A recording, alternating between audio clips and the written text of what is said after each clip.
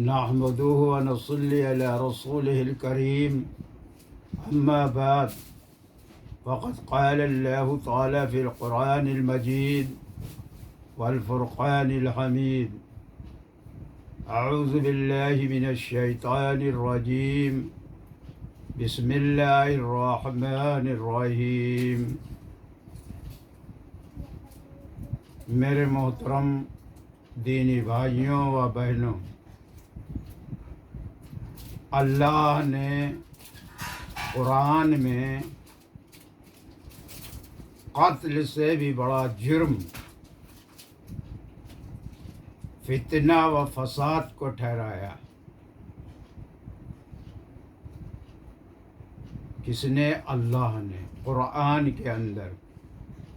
جو قرآن پڑھیں وہ اچھی طرح جانتے ہیں کہ قتل سے بھی بڑا جرم جو ہے وہ فتنہ فساد ہے۔ جو لوگ فتنہ فساد پھیلاتے ہیں ان سے جہاد کرنے کو کہا گیا۔ جہاد کے لفظی معنی ہے عربی کے جد و جہد، کوشش، یہ معنی ہیں جہاد کے۔ کہا گیا ہے فتنہ فساد سے جب تک لڑو جب تک کہ وہ بالکل جڑ سے ختم نہ ہو جائے۔ فتنہ فساد سے مراد یہ ہے ایک سیدھی سی بات کو پتنگڑ بنا دیا جائے۔ اس وقت کا سب سے بڑا فتنہ فساد یہ ہو رہا ہے ہم ہی لوگوں کے اندر کہ قرآن کچھ کہہ رہا ہے اور ہم کچھ کہہ رہے ہیں۔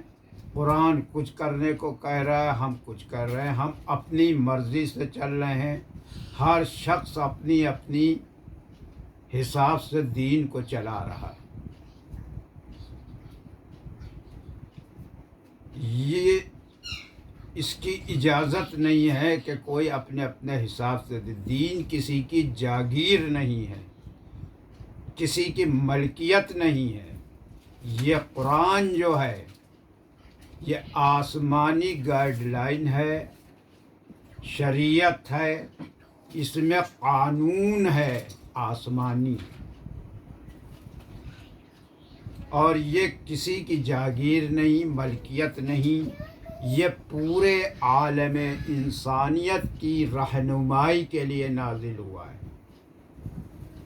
یہ کسی ایک کے لیے نہیں، یہ پوری دنیا کے عالم انسانیت کی رہنمائی کے لیے نازل ہوا ہے۔ افسوس یہ ہے کہ صرف ہندوستان کے اندر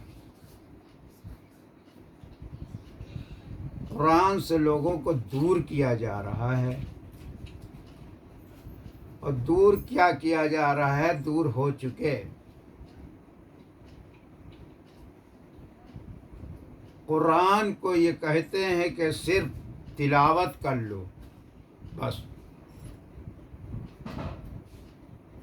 اللہ کے احکامات میں اپنے احکامات کو شامل بندے کے کرنا بہت بڑا شرک ہے۔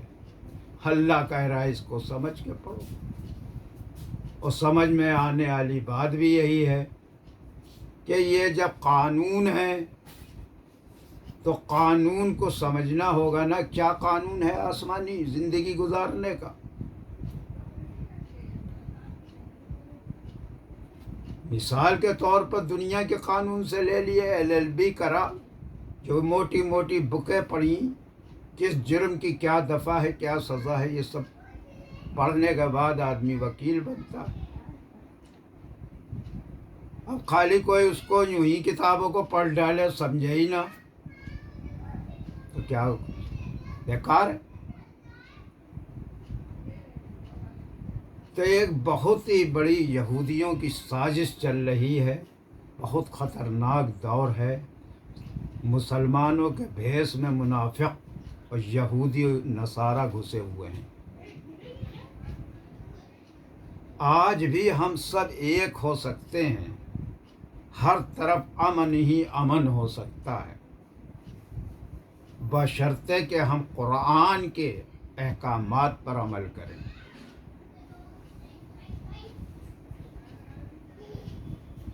हम सब अपने अपने हिसाब से, और सबसे बड़ा हम पर जो फ़र्ज़ है, हम बुनियादी फ़र्ज़ों को छोड़े हुए हैं। यहूदियों के बारे में कहा जाता है कि वो तौरात के मानने वाले हैं, मूसा अलैहिस्सलाम उनके नबी थे। उनके पर यह है इल्ज़ाम कि वो जो हैं, जो अच्छा लगा उस पर अमल करते हैं, जो नहीं लगा उसे किनारे कर देते हैं, पूरा पूरा उस पर नहीं चलते। तो क्या यही सारी पूरी यहूदियों की खसलतें हम में नहीं हैं?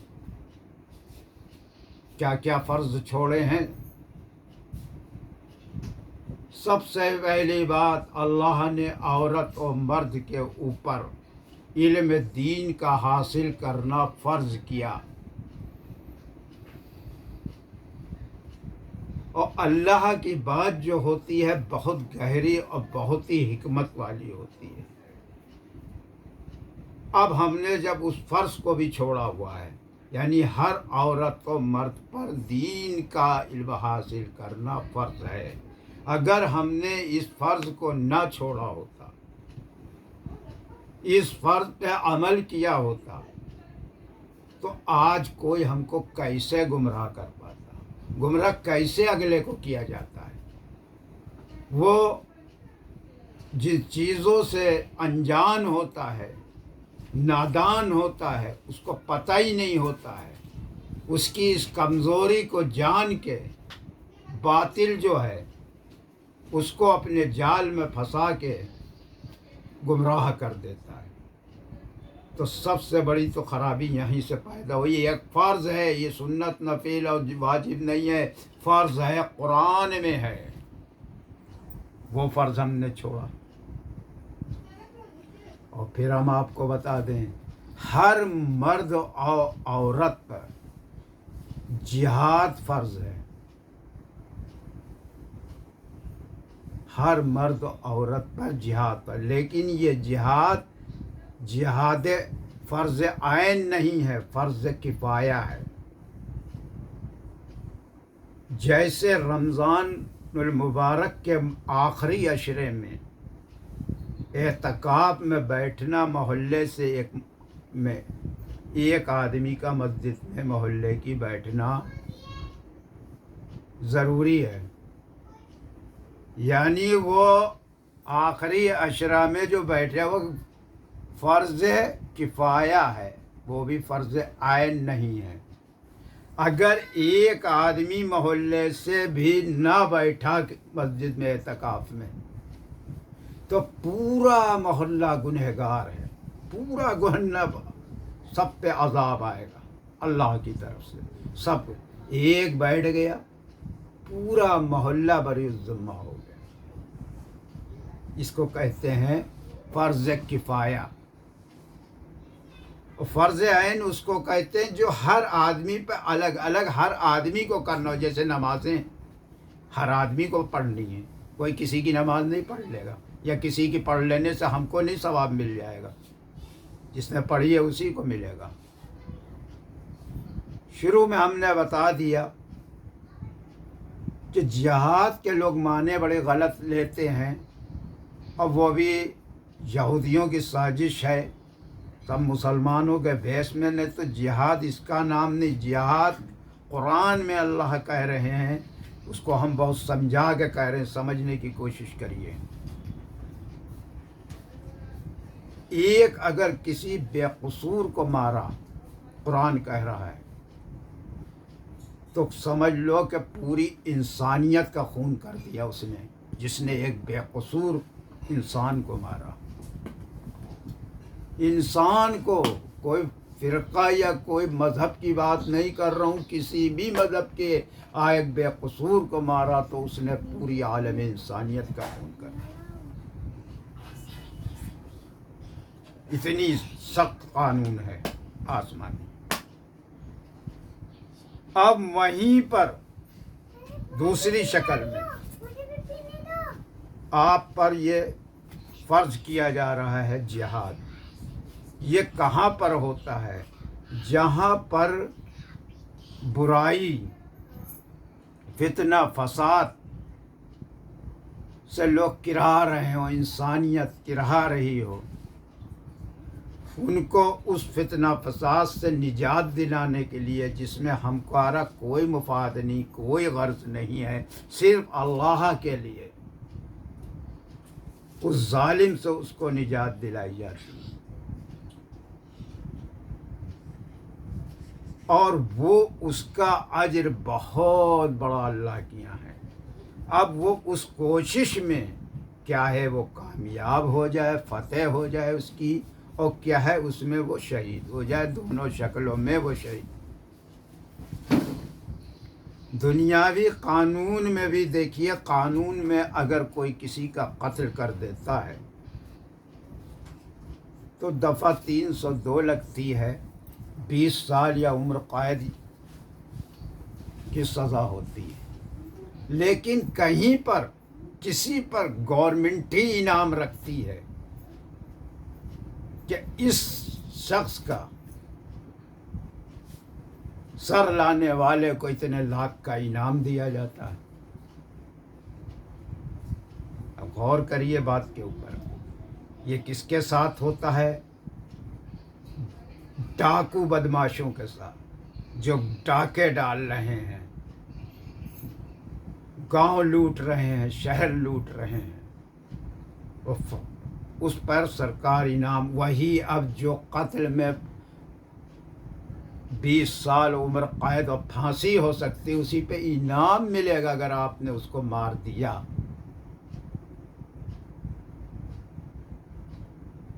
اور اب جہاد بھی وہی چیز ہے۔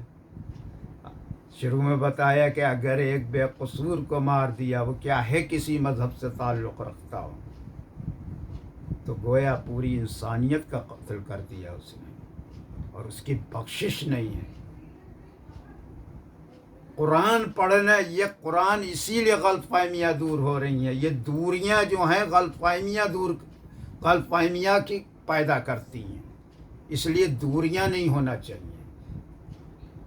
یہ قرآن صرف مسلمانوں کے لیے نہیں ہے، اس کی فیسلٹیز، اس کا قانون، اس کا یہ پورے عالم انسانیت کو سنانا چاہیے۔ آج ہم نے وہ کام بھی بند کر دیا۔ ہمارے حضور صلی اللہ علیہ وسلم جب دنیا سے تشریف لے جانے لگے تو آپ کہہ گئے تھے، اب یہ کام ہم اپنی امت پہ چھوڑ کے جا رہے ہیں۔ کیا کام چھوڑ کے جا رہے؟ کیا کرتے تھے؟ قرآن کو عام کرتے تھے، قرآن کی تعلیمات لوگوں کو سناتے تھے، قرآن کی فیسلٹیز بتاتے تھے۔ اس کام کو بھی ہم پہ فرض کیا گیا ہے۔ قرآن کی تبلیغ اور قرآن کے احکامات پر عمل فرض ہیں۔ جو قرآن پڑھے ہیں ان سے پوچھ سکتے ہیں کہ ایسا ہے یا ہم کہہ رہے ہیں۔ کسی کتاب کی تبلیغ اور کسی کتاب پر عمل کا نہیں، قرآن کی تبلیغ اور قرآن کے احکامات پر عمل فرض ہے۔ وہ بھی ہم نے فرض کو چھوڑ دیا۔ نتیجے میں ہمارے بیچ غیر مسلم اور مسلم کے بیچ غلط فہمیاں دور ہو رہی ہیں، اور پھر اس میں دشمن فائدہ اٹھاتا ہے، اور پھر اسی قرآن میں لکھا دکھا دیں گے کہ اگر کسی غیر مسلم آپ کو کچھ نہیں پریشان کر رہا، وہ اپنا اس میں ہے، اور اگر آپ نے اس پہ زیادتی کری تو آپ کی خیریت نہیں ہے۔ اب بتائیے،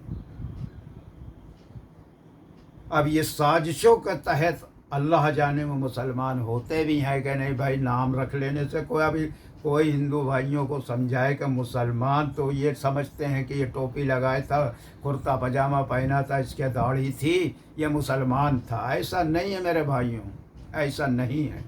مسلمان یہاں سے ہوتا ہے ایمان سے، اور مسلمان کبھی غلط کر ہی نہیں سکتا، مسلمان جھوٹ بول ہی نہیں سکتا، مسلمان دھوکہ دے ہی نہیں سکتا۔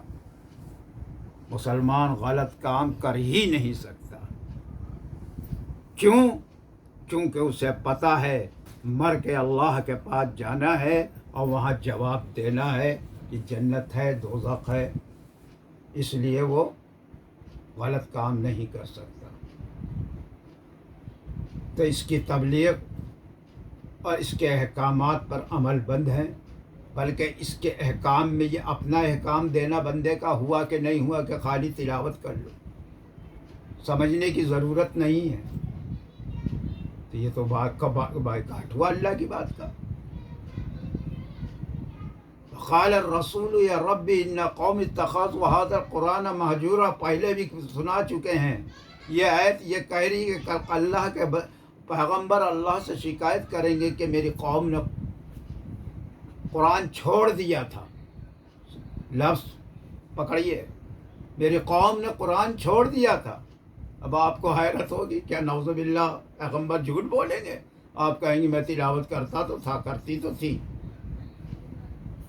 قرآن خالی تلاوت کی چیز نہیں ہے، اور ویسے بھی سمجھنا چاہیے اس میں بات چیت ہے. یہ قانون کی کتاب ہے، یہ گائیڈ لائن ہے، یہ کوئی انتر منتر نہیں ہے کہ پڑھو خالی وہ کیا تعویذ بناؤ پہن لو.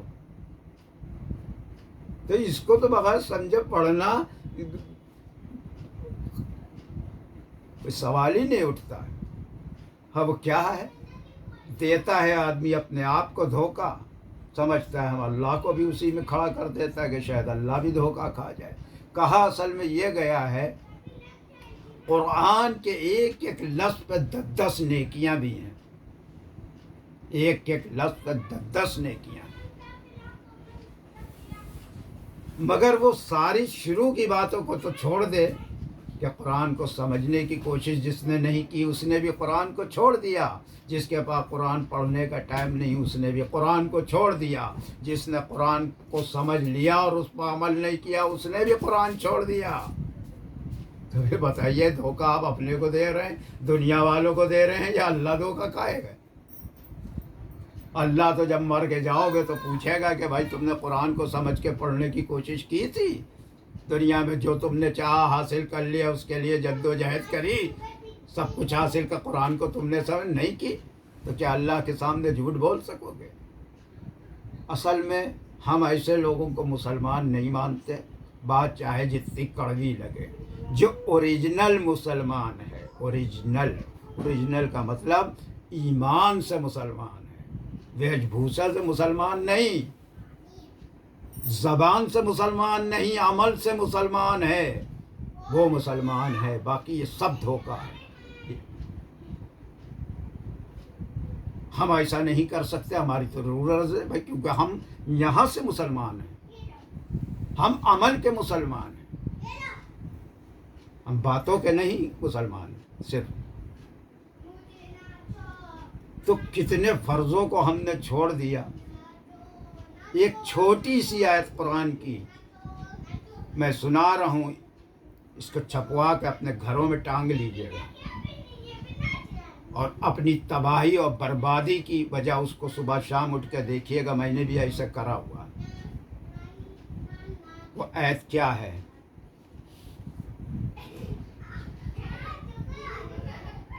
وَأَنفِقُوا فِي سَبِيلِ اللَّهِ وَلَا تُلْقُوا بِأَيْدِيكُمْ إِلَى التَّهْلُكَةِ وَأَحْسِنُوا إِنَّ اللَّهَ يُحِبُّ الْمُحْسِنِينَ. اور جس کا ترجمہ، اور تم لوگ خرچ کیا کرو اللہ کی راہ میں، اور اپنے آپ کو اپنے ہاتھوں تباہی میں مت ڈالو، اور کام اچھی طرح کیا کرو. بلا شبہ اللہ تعالیٰ پسند کرتے ہیں اچھی طرح کام کرنے والے کو. وَلَا تُلْقُوا بِأَيْدِيكُمْ إِلَى التَّهْلُكَةِ. اب ہلاکت میں ڈالنے سے جگہ کیا مراد ہے؟ اس میں مفسرین کے مختلف اقوال ہیں. ابو داود حدیث اور ترمذی میں شریف میں، پہلے بتا دوں جنہیں نہ معلوم ہو ابھی سن لے، یہ حدیثیں صداقت میں قرآن جیسا درجہ رکھتی ہیں. جو सित्ता 6 हदीसें हैं, वही ये नाम है। अबू दाऊद शरीफ और तिरमिज़ी में अबू अय्यूब अंसारी रज़ी अल्लाह अन्हु ने फरमाया कि ये आयत हम नसारा ही के बारे में नाजिल हुई है। फिर सुन लीजिए, अबू दाऊद और तिरमिज़ी में अबू अय्यूब अंसारी रज़ी अल्लाह अन्हु ने फरमाया कि ये आयत हम नसारा ही के बारे में नाजिल हुई है। हम इसकी तफसीर खूब जानते हैं। देखिए, अभी वो हयात वो खुद कह रहे हैं, खूब जानते हैं। बात यह है कि जब अल्लाह ताला ने इस्लाम को गलबा और क़ुव्वत अता फरमा दी, तो हमें ये गुफ्तगू हुई, मतलब इनमें आपस में ये गुफ्तगू हुई कि अब जिहाद की क्या ज़रूरत है। हम अपने वतन में ठहर कर अपने माल व जायदाद की खबरगीरी करें। इस पर यह आयत नाजिल हुई जिसने बतला दिया कि हलाकत से मुराद तर्के जिहाद है।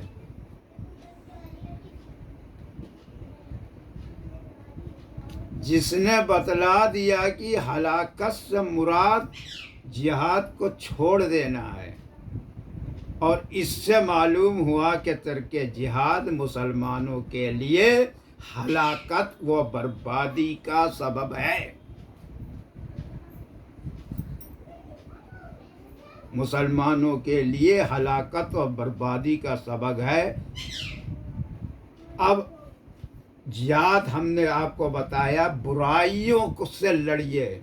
जो आदमी गैर शरई काम का, चाहे वो जितनी शक्ल अच्छी में हो, चाहे जितनी वो, अगर कुरान से नहीं है, अगर शरीयत से नहीं है, तो उसको पहले मुंह से रोकिए, और मुंह से ना रुके उससे नाराज़ हो जाइए, अल्लाह के लिए उससे नाराज़ हो जाइए, अल्लाह के लिए उससे दूर हो जाइए, अल्लाह के लिए उससे कता ताल्लुक़ कर दीजिए।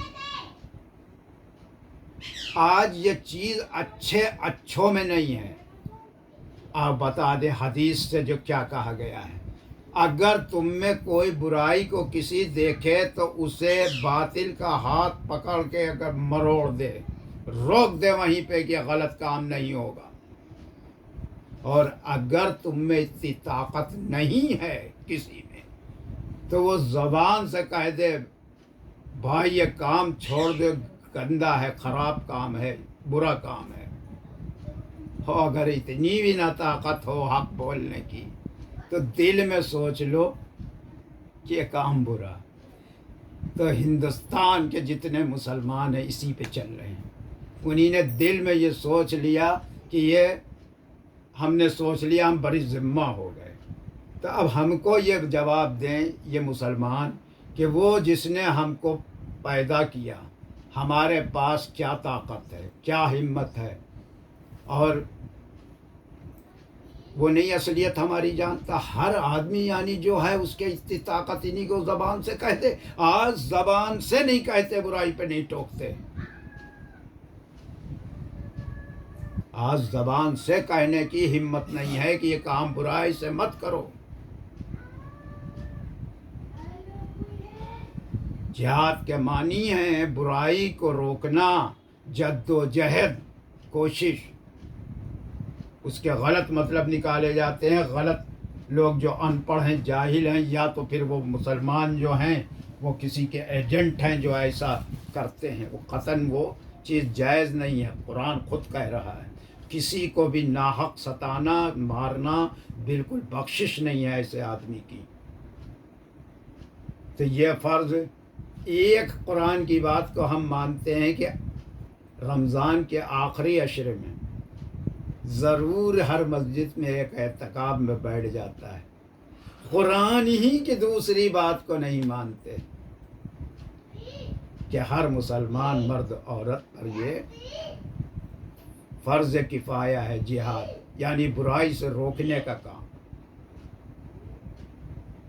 हम क्या सोचते हैं, अगर हमने इससे ये कहा कि ये बुरा है, ये ना करो, तो लोग ये हमसे इसके ताल्लुकात बिगड़ जाएंगे, इसलिए हम उससे हक़ बात नहीं बोलते। اور اس سے تو نہیں بگڑے، ادھر اللہ سے بگڑ جاتے ہیں، اس کو اس کی پرواہ نہیں کہ ہمارے تعلقات اس کے چکر میں اللہ سے بگڑ رہے ہیں۔ ارے میرے محترم دینی بھائیوں اور بہنوں، ساری دنیا خفا ہو جائے تو ہو جائے، ساری دنیا ناراض ہو جائے تو ہو جائے، ہم صحیح ہوں، صحیح راستے پر ہوں، حق پر ہوں، اللہ کے ایک ایک بات کے احکامات پر عمل پہ ہو، میرا اللہ ہم سے نہ ناراض ہو، کیونکہ ہم کو پالنے والا، ہم کو کھلانے والا، ہم کو عزت و ذلت دینے والا، ہم کو زندگی و موت دینے والا بندہ نہیں ہے، اللہ ہے۔ ایک کہاوت ہے، ایک محاورہ ہے کہ کھاتے کسی کی ہو، گن گاتے کسی کے ہو۔ تو میاں اصلیت تو یہ ہم کھاتے اللہ کی ہیں، سب کچھ اللہ کا ہے، اور اللہ ہی سے ہم دور ہیں، اللہ ہی کا نام نہیں لیتے، اللہ ہی کے حمد و ثنا نہیں کرتے۔ حقیقت یہ ہے، اگر گہران میں جائیے، کہ ہم کتنے بڑے احسان فراموش ہیں۔ وَتُعِزُّ مَن تَشَاءُ وَتُذِلُّ مَن تَشَاءُ، وہ جس کو چاہے عزت دے اور جس کو چاہے ذلت دے۔ نہ ایسے لوگوں کو کبھی عزت ملے گی، یہ صرف زبانی جمع خرچ سے، اور نہ ہی ان کو اس سے جنت ملے گی۔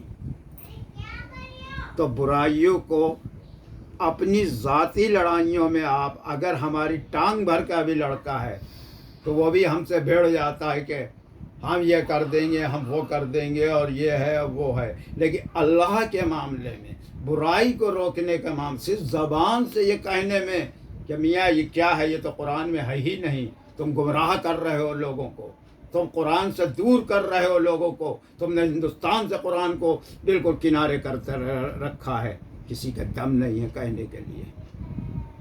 تو سب پکڑ ہوگی اللہ کی، یہاں سب پکڑ ہوگی، ہم اپنے خوش فہمی میں نہ پڑے رہیں۔ وآخر دعوانا ان الحمد للہ رب العالمین۔